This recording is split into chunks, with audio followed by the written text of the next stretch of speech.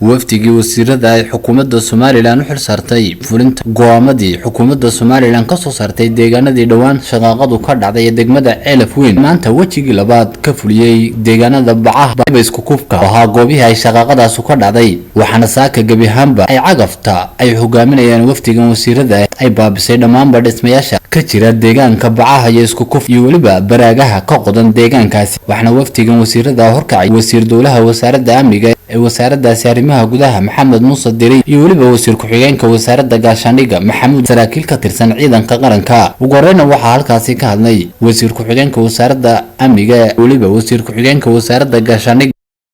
Bacaha isku kufka iyo shaqada soo dhamaystiray meesha la yiraahdo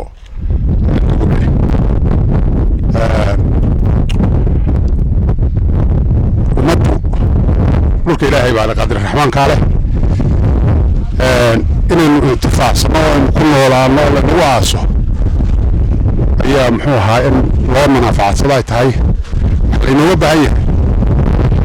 inaynu si wanaagsan ugu wada noolaano oo walaaltinimo ah haddii kale dhibaato ka bixi maayo haddii la isku qabsado oo meel walba la isku qabsado oo xumaantu hadhi weydo oo caqligu shaqayn waayo oo maatada la isku sii daayo oo burburaysa ummaddu ka soo baxay xukuumadda Jamhuuriyadda Soomaaliland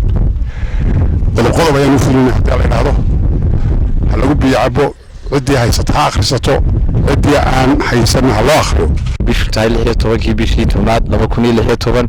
anagu fulinay go'aamadii xukuumadda Soomaaliland ay hore uga soo saartay deegaanada Turcaraale ee deegaanka degmada Ceelaf Weyn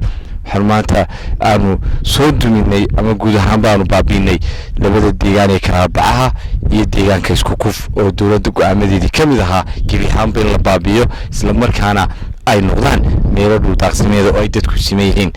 dadkii deegaankaasi way ka diyaar garoobeen wayna qaateen go'aamadii xukuumadda waan ku hambaleynayaa biseylka ay muujiyeen xukuumadda